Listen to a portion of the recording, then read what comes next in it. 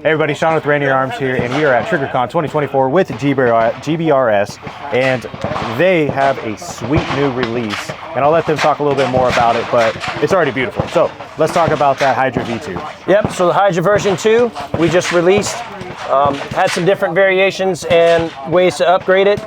One of the biggest things we did was we kind of flushed it up so that when you have your magnifier on, it gets as close as possible without messing up the sight. We changed up the whole system so guys can feed up more fatter wires. So the big issue guys run into is the 90-degree turns to hook up with their appules or the Ingalls. Updated our bolts here. Got those a little better. It's anodized now instead of just Cerakoted, so it's a little more sturdier, more reliable. And we actually have a new crossbar here as well. Small improvements, feedback from all the customers and whatnot. But still the great standard of the high-rise mount designed for guys running around with gas mask, night vision, bulky stuff, plates, keeping you more upright in the house and running around. Head off the gun, more situational awareness, but overall just a operator solution for a mount, sight mount, right? Yeah.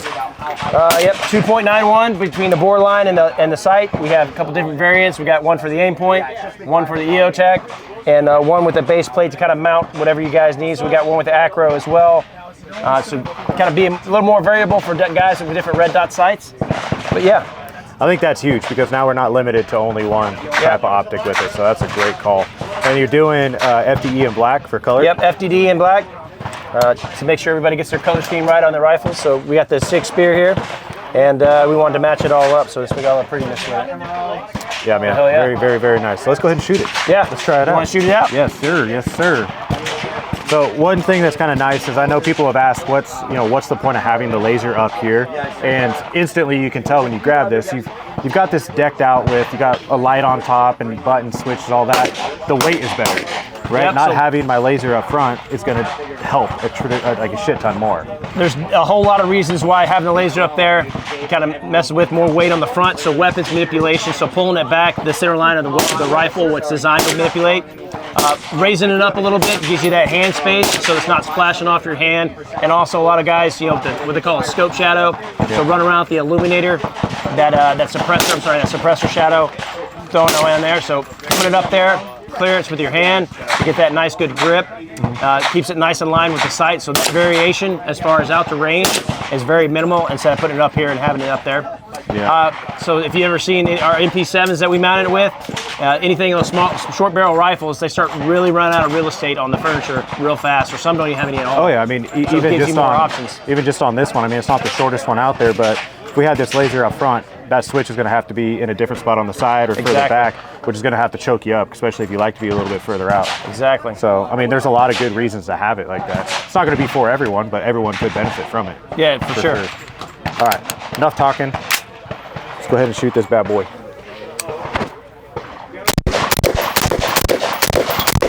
I mean, it's so much easier, especially when you're running something like if you're looking down here and you don't have a full-on buffer tube, something where you can't really get a good cheek weld anyways. Yep. Like, it's nice to have that heads-up position. So that's something that I've used this before. It's so much. Yeah, I mean, it makes sense. Again, it won't be for everyone, but everyone would benefit from it.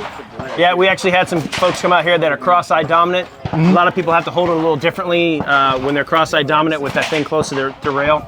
But with our sight raised up like that, you just got to cant it like 10 degrees to the left, and it actually goes in line with you. So guys aren't having to roll their head over to get to the sight. It's basically coming up there, throwing it in their eye line on their left dominant eye. And it's not a whole lot of different body movements to make your gun. You're not having to shrug at all, even if you're not cross-eye dominant. You're not having to shrug. You're not having to dip your head down. Yep.